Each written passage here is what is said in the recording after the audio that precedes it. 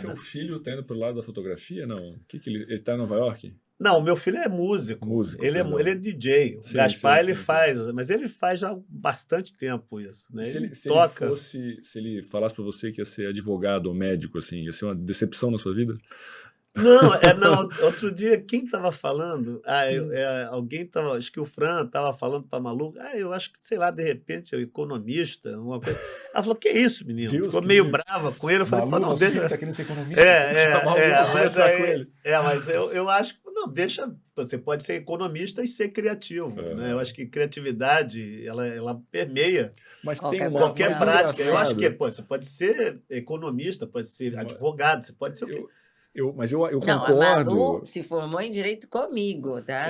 Então, aí que tá. Mas eu E aí concordo, depois mas ela tem fizemos várias outras vidas. coisas. Ela nesse mundo que a gente tende a apartar, né? A gente tende, e não é isso, né? Mas a gente tende a separar.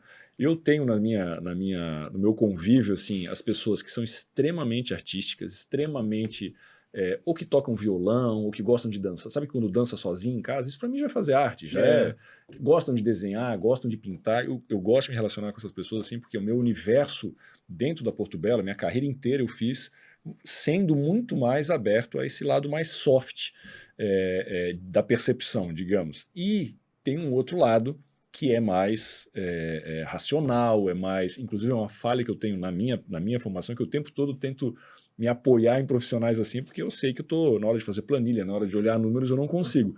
E essas pessoas têm um certo preconceito. Esses dias eu falava com um deles, e ele postou, acho até que comentei com alguém da empresa, dizendo que ele postou um vídeo do filho tocando violão.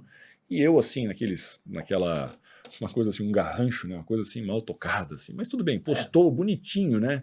Eu acho que o menino tinha 5 anos, sei lá. Eu falei, legal, vai ser artista. Ele disse, não, artista não. Esse meu filho vai ser direito, vai fazer as coisas direito. Não vai... assim, como se fosse quase como se fosse assim uma penitência, como se fosse um pecado, como se fosse...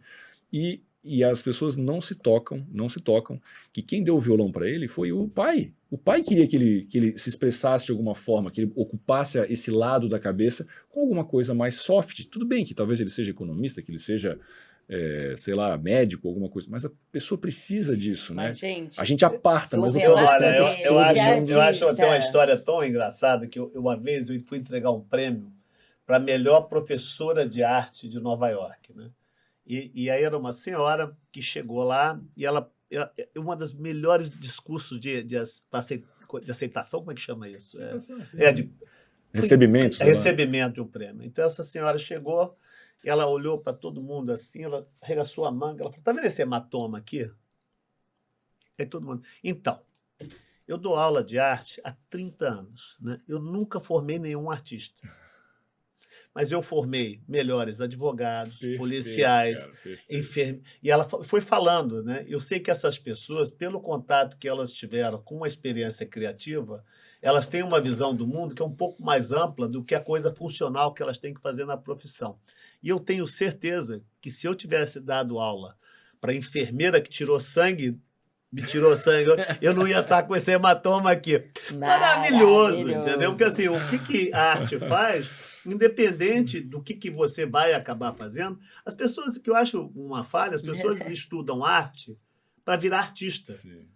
É que nem assim, você joga basquete, você joga bola na escola, você acha que porque você joga bola na escola, você vai ser o Neymar, né?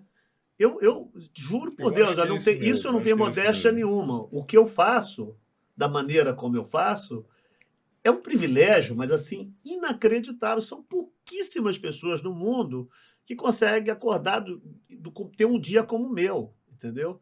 E muita gente também não entende. Você falou de gente que toca violão, gente que esculpe, gente que... Você está falando de atividades, sim, né? Por exemplo, uma das coisas que é difícil para mim poder comunicar, principalmente para as pessoas com quem eu vivo, é que uma parte do que eu tenho que fazer é não fazer nada. Contemplação, sabe, é 50% do trabalho do artista. Então, assim, você fica olhando coisas, tentando entender as coisas, pensando sobre elas, você tem que se reservar. E olha, para quem vem de uma família... para quem vem de uma família, sabe, de classe pobre como a minha, para mim, eu tive que resolver isso na minha cabeça demorou um tempo. Vem cá, eu posso ficar sem fazer nada? Sabe? E ninguém entende isso direito. Eu gosto de ficar parado pensando nas coisas, sabe? Eu tenho um exemplo bom, sabe? Um bom, ótimo exemplo. Leonardo da Vinci.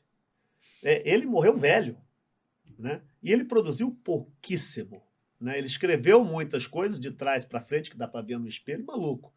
Mas, assim, você vê um cara que ele é uma das acho que, assim, você vai imaginar, ele deixou tanto material sobre pintura, talvez seja um dos artistas mais esclarecidos, que jamais deveria... Ele fez 18 quadros, ele terminou 12. Sabe? Porque o negócio é que ele não pintava para fazer quadros, ele pintava para aprender a pintar.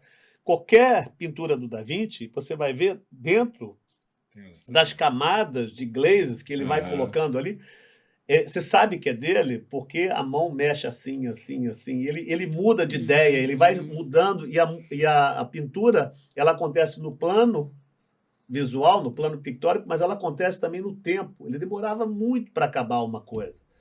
E o que o cara fez? Ele fez helicóptero que não voava, submarino que não afundava e não subia de novo. Ele era um maluco, entendeu? Mas a ideia da relação das coisas com essas ideias, a relação do pensamento com a matéria, estava presente em quase toda a obra do cara. Era esse exercício que era a parte fundamental do trabalho do artista.